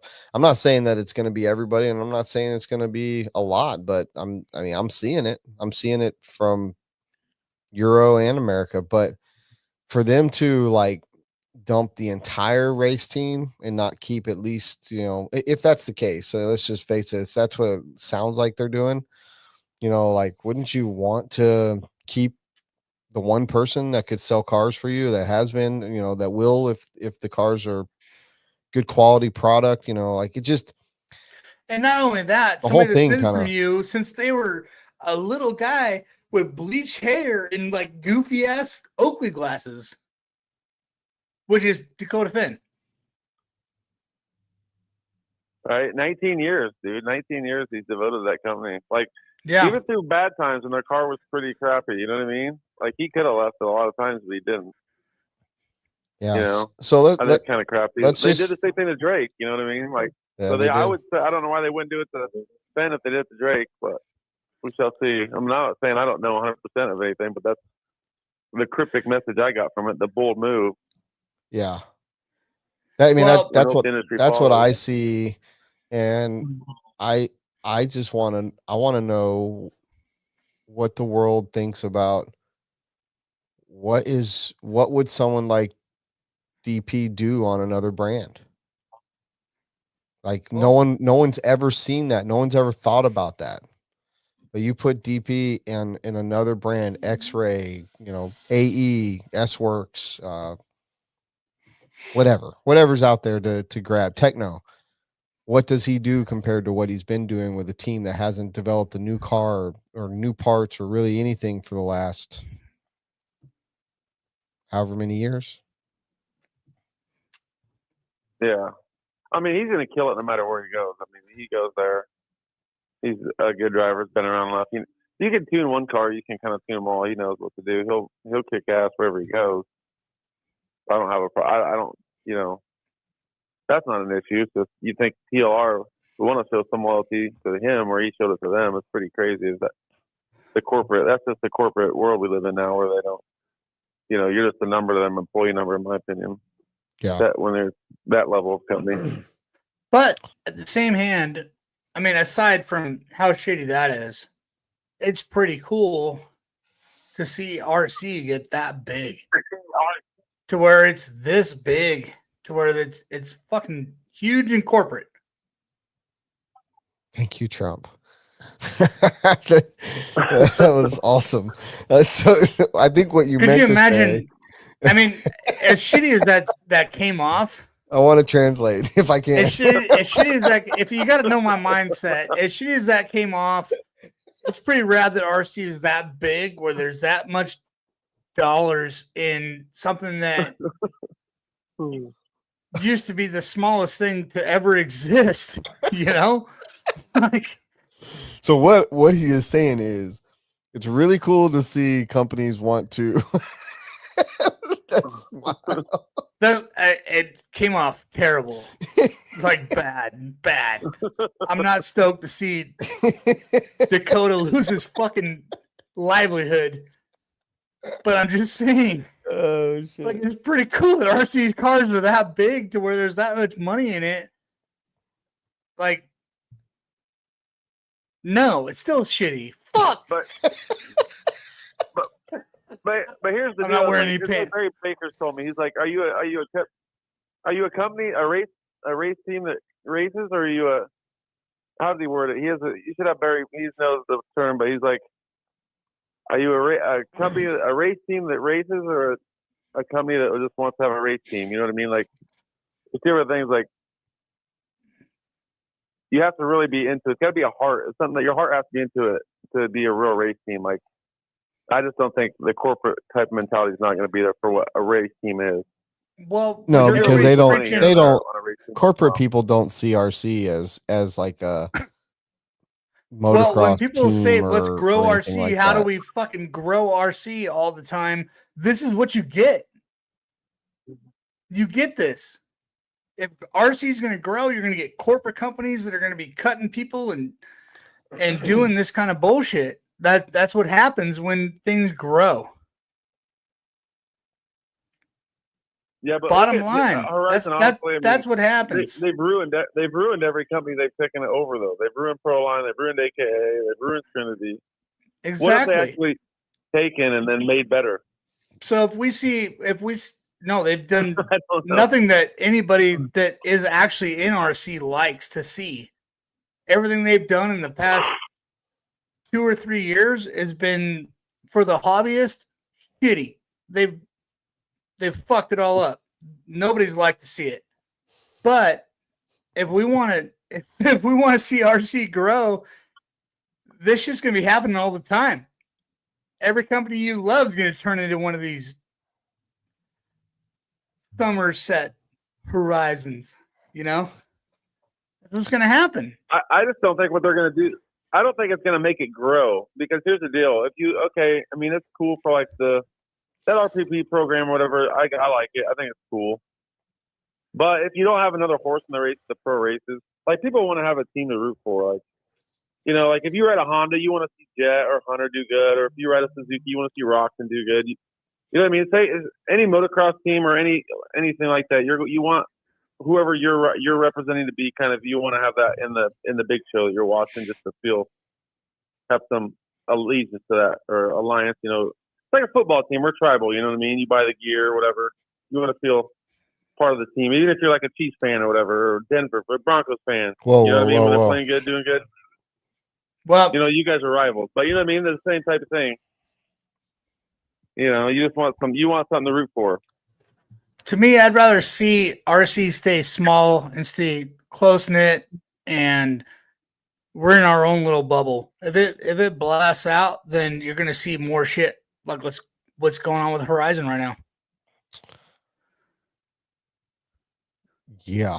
Yeah, You know what? Time will I tell have, whether they're I'm- going the right route or not. yeah, I have mixed emotions. I don't know what they're doing, if it's going to, you know, make a statement or if it's just going to hurt them. You know, initially, I read some of the comments today. Initially, a lot of people are like, yeah, this is rad. And a lot of people are like, there goes TLR. You know, you can't let the internet Yeah. dictate what's going to really happen. However, you know, it's such a powerful tool that it's going to have some, you know, value to, you know, succeeding or not succeeding. So you got to be careful on how you do things. I don't know what's going to happen. And I don't even know if those guys, based on what I read, if they've got a ride or if everything's, you know, moving forward as normal. But I would think that if they dump their pro team, I would think that there would be kind of I don't want to say mass exodus of TLR, but I would think people would probably be I think you would see a pretty big dump in market share. If this whole thing about the race team is, you know, going to happen or true or whatever. So we'll see, you know, big day. Well, Today was a big day. Losi turning in TLR, they've been the, God damn it, the freaking biggest name in RC since the beginning of time. Losi, TLR, Team Losi, associated since the beginning of time in RC racing. Tamaya. Yeah. And Those it's three just, brands, like bang, bang, bang. if it goes away and turns into a bashing brand or whatever, dude, it's gonna suck to not see TLR or Team Losi on banners at every race that you go to. It's gonna suck. Yeah, that sucks. Well, and you might see the banners from what they say. They're going to take that money and promote racing, or they're going to advertise racing, but they're not going to have a horse in the race. Yeah, they might have their name up on a banner, but having your name up on a banner and not a car not in the show, I mean, I don't know. Is that cool? I guess. I mean, if you I don't know. They do have the sickest dirt bike in RC. Went to the wayside. Yeah. Yeah, I mean, you could have the baddest dirt bike. Nobody's riding it. Like, is anybody going to buy it? You know what I'm saying? There's probably some badass bike out there that somebody makes, but nobody's riding it. It's not in the show. I don't know. This guy right we'll just have to here, wait and see what happens, man. It's gnarly. from Darnell DeBrule. I'm gonna say DeBrule. I hope I say your name right. Like Mike is saying, you want to have that pro to root for running the platform you run. It's an aspiration of what could be or the potential of your own program to some degree. So basically, that's Phend. Yeah, exactly. It's what people want to, you know, it's Fords and Chevys, you know, and NASCAR and you know, Suzuki's and Hondas, just like Mike said. People want something to root for. When you take away a monumental brand in the pro division like TLR, like it would be like pulling Ford out of NASCAR. It's just there's a whole segment of people that are going to be highly disappointed until they pull their heads out of their asses and rebuild that team with who the fuck knows who's going to be at that point. But like you said, Mike, 19 years, Dakota is all he knows. And that's all people know of Dakota. Yeah. So it is there, you know, where's the loyalty, and is it about loyalty? Is it about the almighty dollar? I guess we'll find out, because, you know, if indeed TLR or like someone like Dakota's like, I don't like how this new program's going, and he leaves, that will be the biggest news of the year, you know, maybe for 2 years, depending on how next year's silly season goes. So, you know, it's pretty wild. It's the wildest of the last, you know, few years that we've seen. You know, Mayfield going to Techno, pretty big. That was pretty big. But that was Dakota the only other TLR or moving on, or hopefully he stays. Hopefully they work something out. That would be amazing. But if Dakota goes somewhere else, that is going to be the biggest news to shake the RC industry for years to come. Yeah. Well, maybe we're doing our part by talking, how bad it would be for publicity for them. So maybe they'll have a change of heart and keep him around or keep the other team around. Oh, those motherfuckers ain't listening to us. Right. They ain't listening to us, that's for sure. Well, if enough internet chatter, who knows? I doubt it too. I feel you. Somebody's already made the decision, I'm sure, but I'll have to change. Oh, definitely. Dude, I saw your son over in Florida, Mike. Yeah, he went down, had a good time. He said he saw you down there. Yeah, man. He was building a new car. Yeah, he built a new kit while he was there hanging out. Yeah, man. He went down to hang out with Kevin for Exalt Yeah. Race. He was building that car in the Exalt, in the Exalt trailer, and got a chance to say hello to him. Nice. Yeah, he had a rough mains, but he did good. I mean, he TQ'd both classes, and then I think he was leading by quite a bit, by 10 seconds, and broke his car in A1. And so then he ended up still fifth by breaking his car with a couple laps left. The brand new one? So that killed him, and then yeah, I think so. I think he hit something. I don't know. A pipe was sticking out or something. He caught, I guess. I wasn't.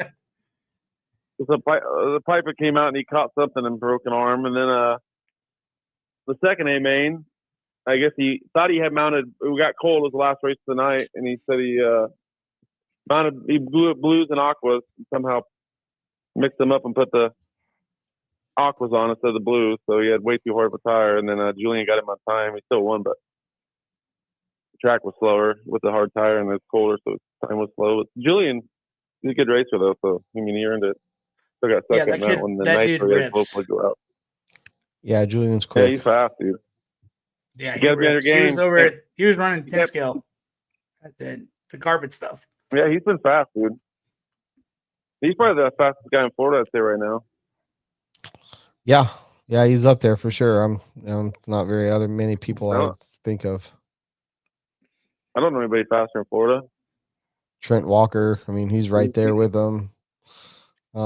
Yeah, I still give Julian the edge to Trent. Trent's fast, so I think got to give Julian the edge. Yeah, I think you're right. From what I've seen. For sure. Yeah, he rips.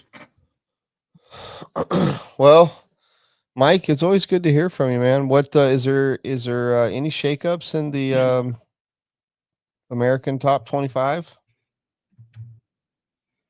Not towards the top. The bottom, there's almost more movement towards the bottom. Yeah, I'm gonna do a electric buggy and a truggy thing. I think just since it's a 1-year deal. I did it last year. People kind of like that stuff. We'll see how it goes. But. Nice. So is yours? You post the top 25, but you keep track of the top 50? Well, I just do whatever. There's not even that many people. That's what's crazy. I do a supercross style format, so it's you have to get 20th. It's the old supercross format, so to get points, you got to get 20th at one of the big 7 races, essentially. Like supercross does, you don't get points. I mean, some people would kind of say, "Why was it that race? Why don't have any points?" Well, it's just a descending order. Starts from 26 down to 1 point. So, and I stop at 3. But yeah, so it's down 20 points down to 3. So if you don't get top 20, you don't get points. So there's no participation awards. You know what I mean? I like it. You got to earn points. Word. So yeah, I think there's about 40 people that have earned points in 2 years. Just think of that. That's how hard it is. Wow. 40 guys in the whole country have earned points. Yeah. So I mean, that's an elite group. If you're even on that sheet, to me, you're elite, dude. You're doing something in the hobby. So for sure, be proud to be on that sheet. Hell yeah. A lot of fast guys in there. Well, if we don't talk to you prior to Thursday, which is probably slim chance of any of us talking to you by then, you and the whole Fuller family have a very, very happy Thanksgiving. I hope you guys have a large feast and enjoy some family time together. Oh yeah, happy Thanksgiving to you guys too. I'm sure I won't talk to you then. So if I see you at SIC next, maybe or Won't see hopefully. me there. I always go to SIC the is Chili a big one. Bowl. I go to Chili Bowl for that Oh weekend. yeah, It's Chili always the Bowl's cool, same too. weekend. Yeah. Unfortunately. Yeah, no, that Chili Bowl's badass. Yeah, I go for the big car race. Just happened to get to hang out with Scotty and the whole 10 scale crew. But yeah, That actually sounds like a better time. To be honest with you, that sounds like a fun time. I don't blame you. it's amazing. I've always got an extra That's ticket. When great. the boys don't need you anymore, you can come and join me. I've always got an extra ticket. Oh hell yeah, I'll come with you one of these days. One of these years, I'll be down there. All right, then. I'll go. Yeah. All right, peace Mike. out, guys. Take care. Happy Thanksgiving, Mr. Yep. Fuller. Hell yeah. See you, Chase. What's up, Fran? Happy Fran. holidays to you and Jaden. Thanks for tuning in.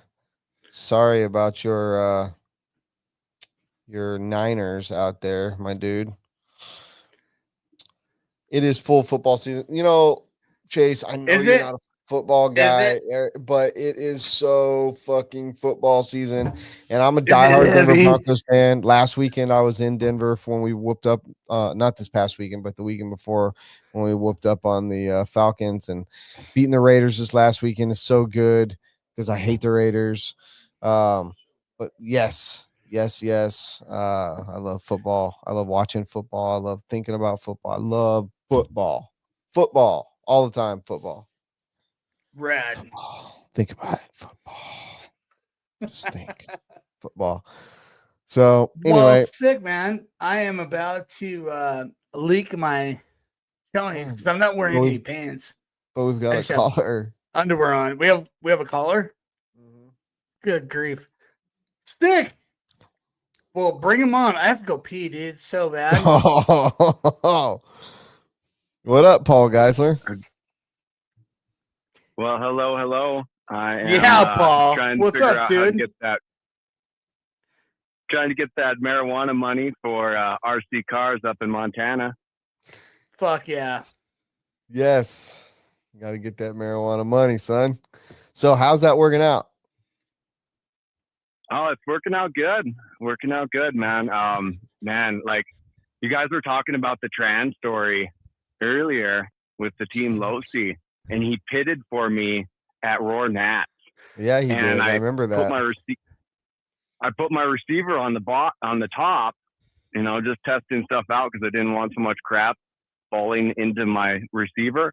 And my throttle came out, and my brand new CR21 just ran away.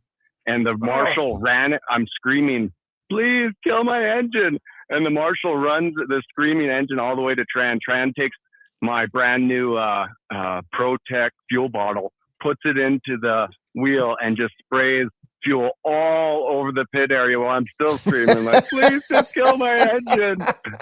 And then like 2 months later, like I find out that he leaves TLR, and I'm like, oh man, like that's I why asked him to just be my pit guy, like just and like 5-minute window. I'm like, hey man, I need, because the Roar's fucked. Roar's has the dumbest event because I pitted for like 3 guys the day before, and then somehow all 3 of those guys were in my fucking heat, so I had no pit guy. I now have to find a 4th fucking pit guy. I'm sorry for the language too. How do you have to find very 4 emotional pit time. guys? Because I wanted a pit guy. I didn't have a pit guy. One. Shit, dude. You ran one class. You know you need a and you had guy to go to throw through your 4 fucking pit car out. guys. Dude, you gotta have 4. Gnarly. No, I pitted for 4 guys. I pitted for 4 guys. The next day comes, and they remessed the order. Everybody is like screwed. Bro, does that Roar mean? sucks. Does that Roar mean? just sucks.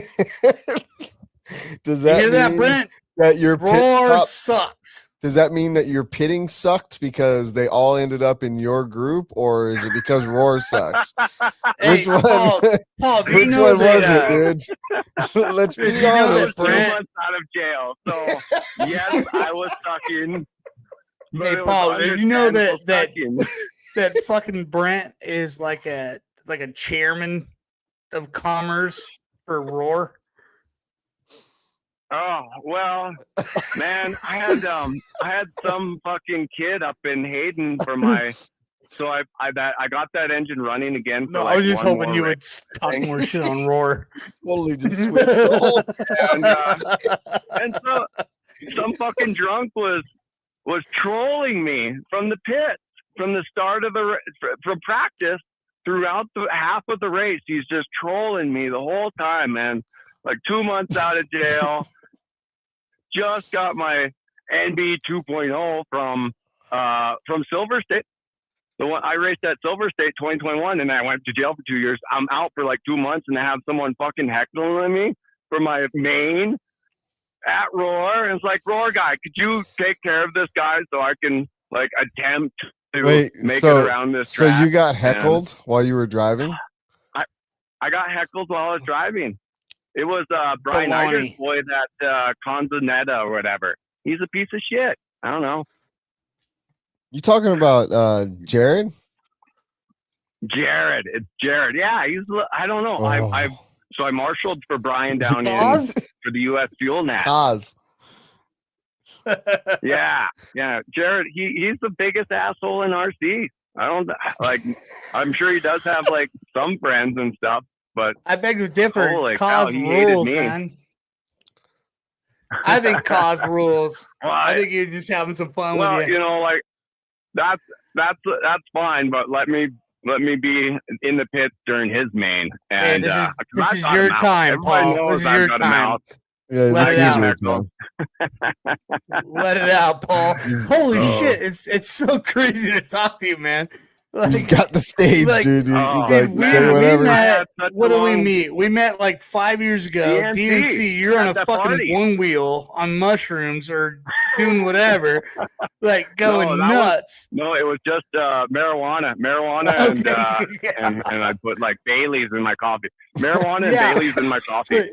So you're on a terror. Let's hear your life story, like your RC story. You're on a terror, right? Like you're just just going hard and doing RC.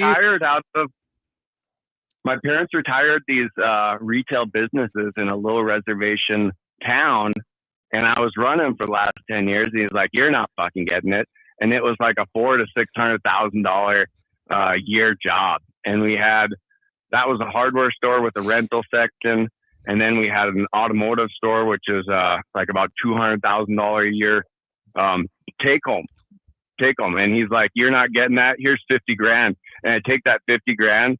I quit college because they wanted to do the math after I got the governor to get rid of math in Montana.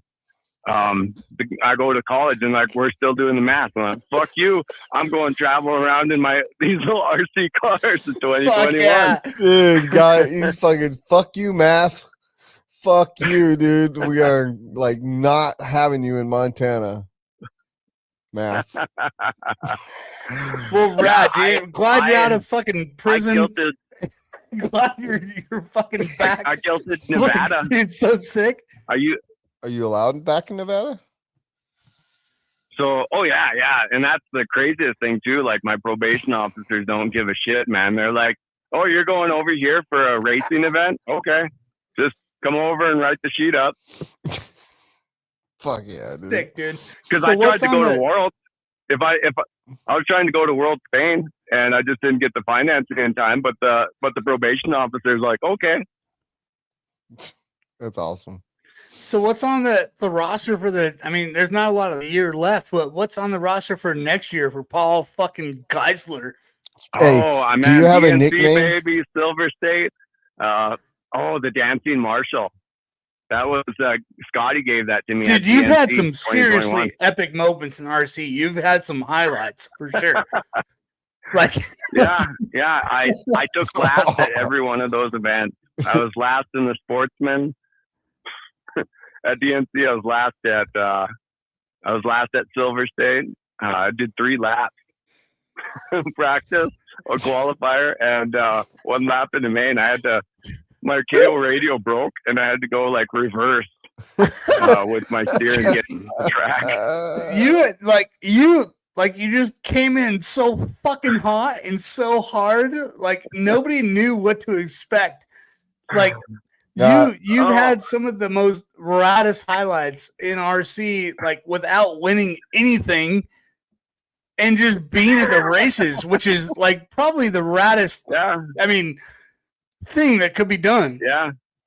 Bro. Yeah. I first met you in I was the only one that knew that I was going to take last when I showed up, and that confidence goes a long way. Fuck yeah, dude. I met this dude in an elevator at the South Point Hotel going down, and he had on cut off blue jean shorts, a belt with fucking fuel bottles and pistols full of, like, I don't remember what alcohol you had in your belt, and I know Bailey's, yeah, probably Bailey's. Yeah, wine too, box wine. Yeah, box wine. That's it. Yep, box wine, and high as fuck. So I love it that you're living your best life and you're doing it at RC. Dude, Paul Geisler is a wild level. and free son of a bitch, dude. Oh, I got. I